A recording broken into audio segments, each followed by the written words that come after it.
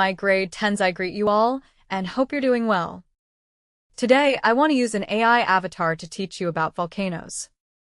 This video will also assist you with translation to your home language, so that you understand the concepts better. Have you ever heard of a volcano erupting? What do you think causes it? Well, let me explain to you, my grade 10s.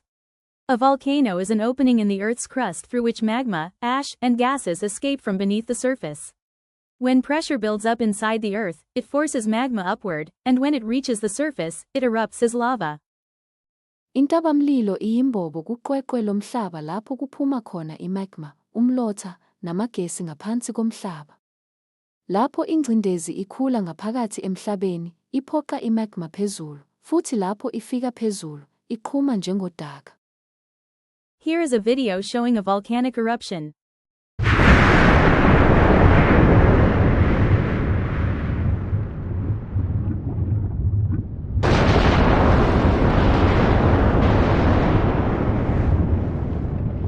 Let's dive deeper into the causes, my good learners. Volcanoes are caused by movements in the Earth's crust, especially at tectonic plate boundaries. Here are the main causes.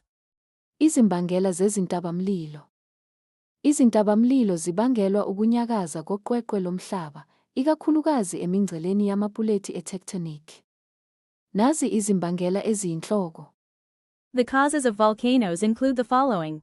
The Earth's crust is divided into large pieces called tectonic plates. When these plates move, they create conditions for volcanic activity. I-plate tectonics. Uqweqwe lomhlaba luhlukaniswe izingcezu ezinkulu ezibizwa ngama-tectonic plate. Lapho lezi zingxweqwe zinyakaza, zidala izimo zentabamlilo.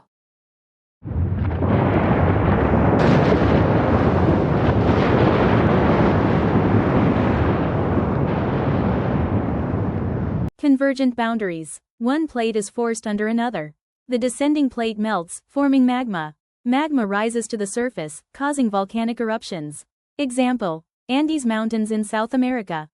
Imingcele eguqukayo. Ipulethi elilodwa liphoqelelwa ngaphansi kwelinye.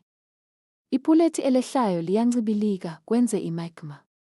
Imagma ikhuphukela phezulu, ibangele ukuqhuma kwentabamlilo. Isibonelo, izintaba zase-Andes eningizimu Melika. Divergent boundaries, rift zones, plates move apart. Magma rises to fill the gap, forming new crust. Often found at mid-ocean ridges. Example: Mid-Atlantic Ridge.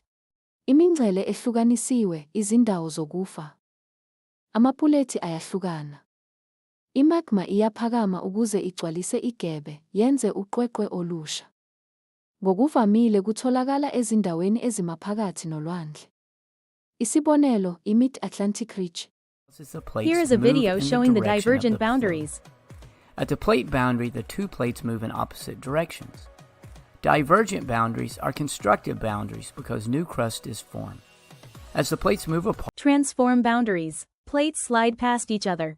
These usually cause earthquakes, but not volcanoes. Guqula imingcele. Amapuleti ayashelela adlule. Ngokuvamile lezi zibangela ukuzamazama komhlaba, kodwa hayi izintabamlilo. Here is the video showing earthquake destruction.